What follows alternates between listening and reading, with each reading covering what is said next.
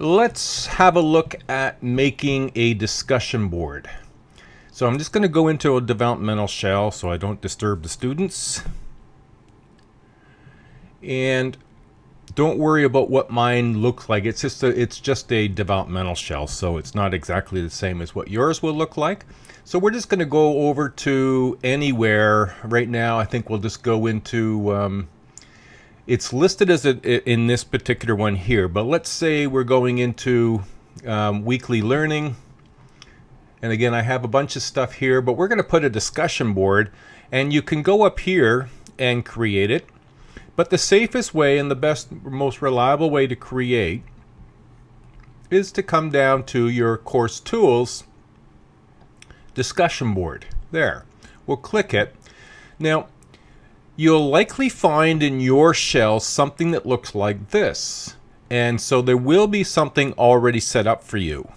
If there's not, it will give you the option to open a discussion board, but I believe you'll have this as well. And what I want you to do is just click on it, and it's going to bring you here to discussion board. Now, in this particular developmental shell, it's an older one, so I have this built in. But we won't worry about this. I can delete it. I'm keeping it just for now, but I'm going to say what you want to do is create a forum. Your discussion board is a place where all your forums will be. You can have one forum or multiple forums. Now, forums will be the kind of things that you can set as topics by which people would then read or research and then post threads to the forum that allow them to offer some responses. And then, of course, a student or you can go in and respond to their thread. So let's create a forum. Now, just for your information, sometimes it's useful to create a forum kind of as an FAQ.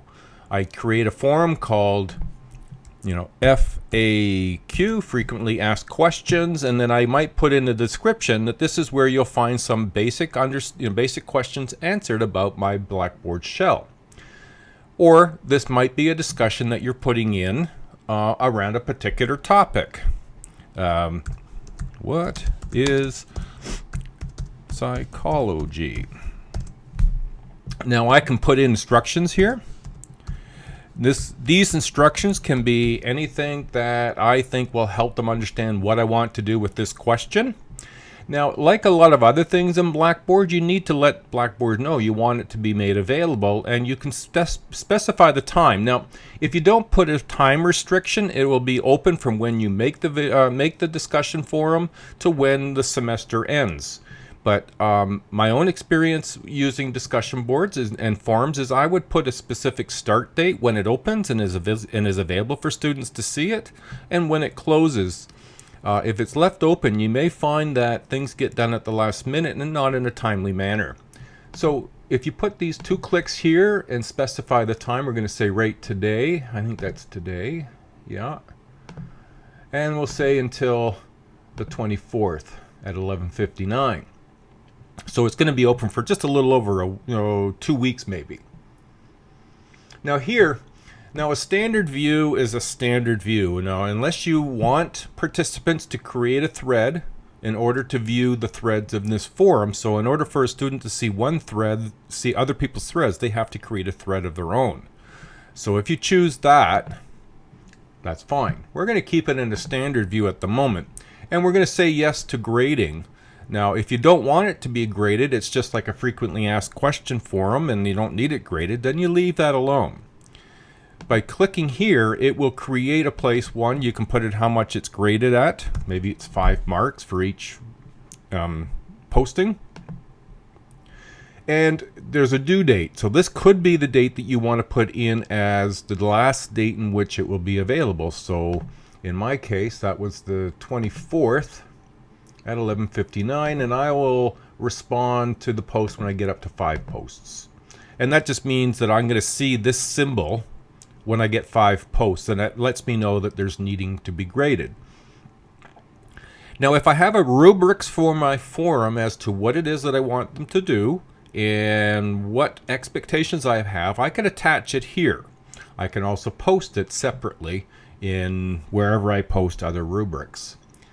I'm going to skip the subscribe. That's a little higher end of what most of us will typically use. So I'm going to say allow members to subscribe. We don't need to. We're not going to allow for subscription. The editing, now I don't like to have anonymous posts because people then tend to say things that they might not otherwise say. So you can have them create new threads, allow a file attachment if that's pertinent to your forum, and you can allow users to reply with quotes. Now, you may want the author, that is the student in some cases, to edit their own published posts. I typically didn't. I want to have what they say stand, and I don't want them to be able to delete them. Now you can also have some additional elements which I wouldn't really worry about at this point. So currently we're going to have a 2-week opening for this forum on the topic of what is psychology. And so there is my thread. That's my forum. What is psychology? That could be any question that you want to have posted, or it could be frequently asked questions. The chevron exists, so that allows you to edit, to manage it if you need to copy it, or to delete it. Okay? So what they will do is click on that, and then you let students know they need to create a thread. So a thread would be like a response. So Steve's response. And I would put in my response. If I was to attach a file, I would browse my computer or browse the course and put the file there. And now I'm going to submit. So what we see here is that there's one post. That's my response there to the What is Psychology forum. Now if I had put some instructions, they would be listed here as well. So it tells me the time it was done. There's my response. And my response. And you would have a list of everybody's responses down here. Since I'm the only one in this particular class, that's all I get. Tells me who the author is.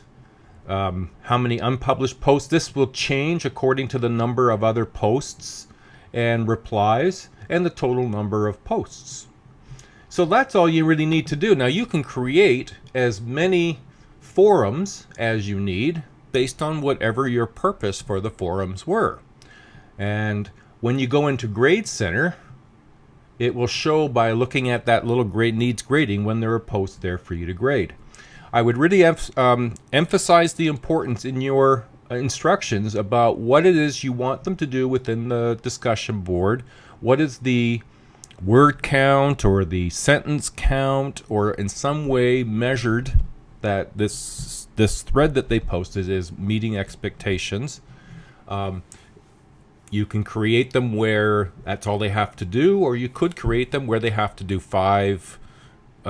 They have to answer into or create a thread into 5 different forums and need to respond to 5 different students. You need to decide before you create the forums what you want to use the forums for. Okay, well I hope this has been helpful for you. Please let me know if there's any other videos that you can have me make. I'm happy to do so. I'll be making some more videos on the fly, so please enjoy and let me know if there's others you'd like me to do. Thank you, everybody. Bye now.